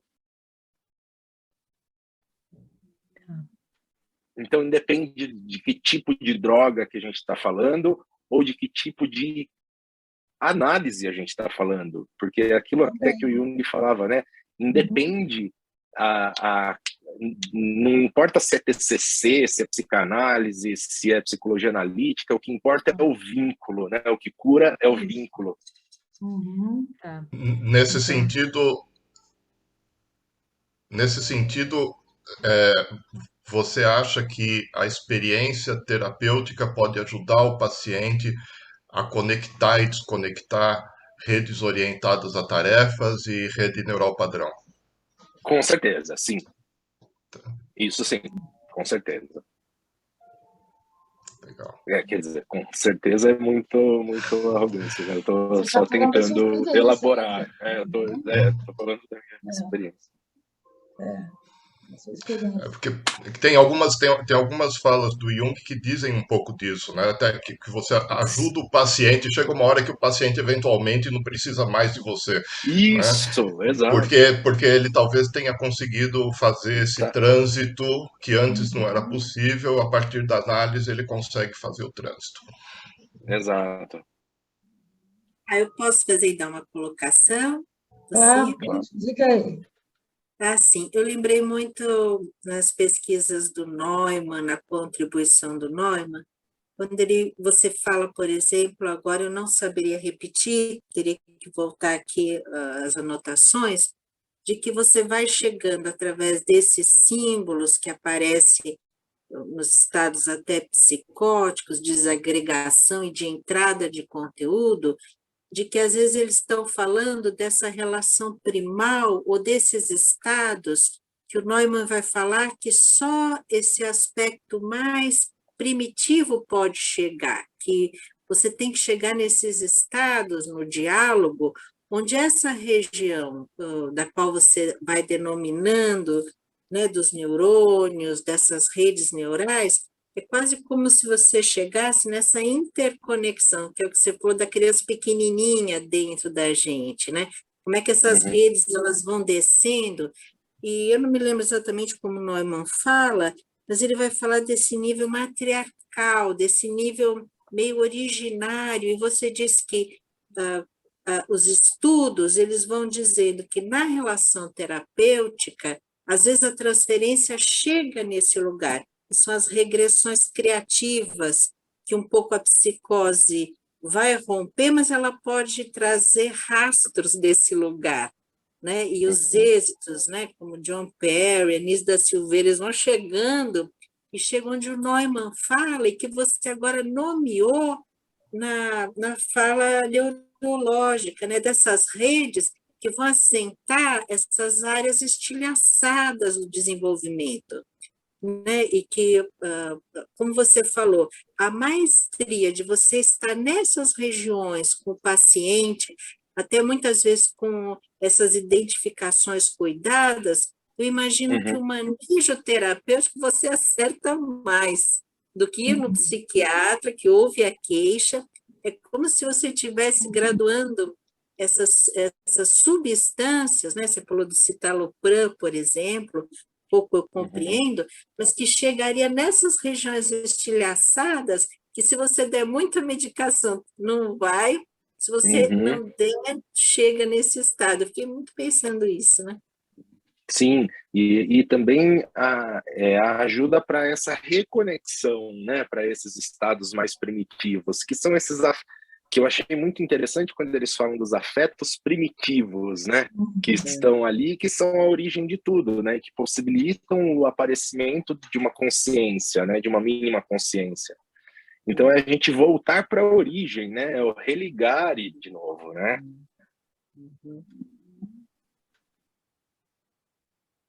E só apoiando, né, que a sua decisão de atender e medicar dá essa alquimia da escuta, né? Sim, lindo, obrigado. É um relacionamento de muitas conexões, né, Guilherme?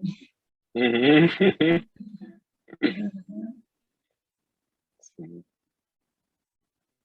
Puxa vida, olha só que beleza! Você apresenta seu trabalho que não está todo aqui apresentado, mas que eu insisto que deve ser lido por quem ficou aí estimulado a partir dessa primeira conversa, mas vê como você já estimulou tanta conversa, né? Tanta vontade de continuar falando disso tudo, é um assunto tão interessante, que fica Pois é, que legal nossa isso, clínica. né? Muito legal, muito legal. É que tava ruim para mim aqui falar, porque eu estou falando para um computador e uma tela de PowerPoint, né? Então, eu gosto de falar, mas eu prefiro a coisa que a gente estava falando antes, né, Bel? Essa coisa pessoal, né?